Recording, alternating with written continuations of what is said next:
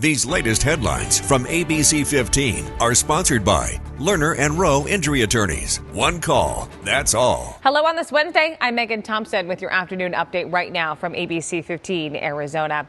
And developing right now, the Maricopa County Adult Probation Department is now vowing to conduct a thorough review after Phoenix police say a convicted sex offender gained access to Orangewood Elementary School last week and sexually assaulted a young girl. ABC15 was there in the courtroom on Tuesdays. Abel Blah's attorney asked his appearance to be waived. The hearing was for allegedly violating his probation. Blah's attorney denying those alleged violations. Blah is due back in court in the coming days. We'll follow up then as well. Now, we've been talking about holiday travel for days now to prepare you. And the Operation Safe Roads team now has a new warning for you when you return home. The Thanksgiving holiday period is already one of the most dangerous travel periods of the year.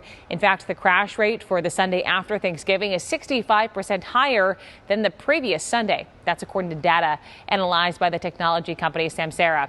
Experts say drivers can reduce their risk by leaving earlier in the day, avoiding night travel, and keeping extra space around large trucks.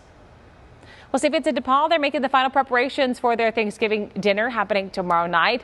Volunteers are putting together more than 5,000 meals for those in need in El Mirage, Phoenix, and Mesa.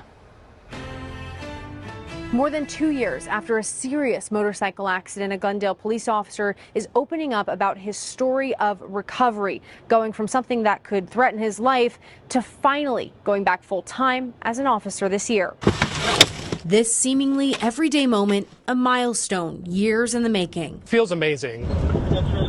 As Glendale Police Lieutenant Wade Kamen gets back out full time serving his community. It's like I've gotten a new lease on life. It started more than 2 years ago. The trauma of serious cases took a significant mental and physical toll on Kamen. I was dealing with PTSD and depression. His life forever changed when he trained to join the traffic unit during a motorcycle exercise. And it slingshotted me off of the high side, which is the right side of the bike. An ACL tear with a bucket handle lateral meniscus tear. His knee was locked. He couldn't walk. While at Banner University Hospital after his surgery to fix his leg, doctors noticed even more dangerous, life-threatening conditions hiding under the surface.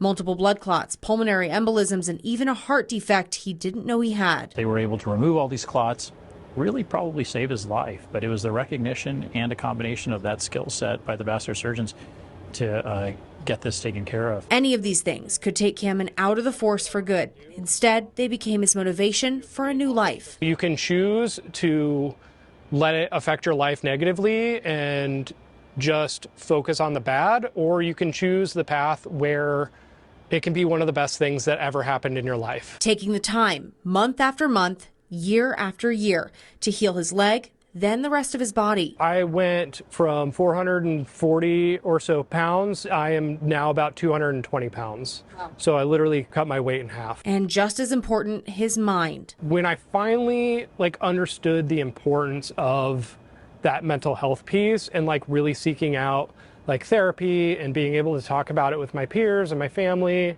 and being able to really seek that help is when I really was able to get to a happier place. Kamen is now in charge of the same traffic unit that almost ended his career just a few years ago. If I can do it and I can overcome my struggles, anybody can. It just takes that first step along that journey to really break through and become better. And your first step happened to be being flung from a motorcycle. Yes. In Phoenix, Lillian Donahue, ABC15 Arizona. With your most accurate forecast on this Wednesday, day before Thanksgiving, I'm meteorologist Jorge Torres. A cool morning in the valley with temperatures in the mid-50s around 8 o'clock in the morning, near 70 at midday with clear skies, and highs well above normal for late November in the mid to upper 70s across the valley. Northern parts of the state will keep highs in the mid-50s for this hump day, anywhere from 55 in Flagstaff to 56 on the Navajo Nation, 57 in Winslow and Show Low, with 60s and 70s across the lower deserts. For the holiday in the metro, we'll keep temperatures around 60 degrees by 9 o'clock in the morning, climbing to 70 at midday, and our forecast 77 degrees, but we'll keep temperatures in the mid-70s, even around 5 in the afternoon. The rest of your 7-day forecast keeping temperatures in the 70s through at least Sunday, with lows in the 50s, with those rain changes back in the forecast beginning Monday. In the high country, highs staying in the 50s through Friday, 40s for the weekend and early next week too, with even some slight rain and snow chances Sunday and Monday, as high as 40% to end the weekend. We will have another update for you tonight. Until then, get the latest news, weather, and traffic at abc15.com, or you can download that free ABC 15 mobile app.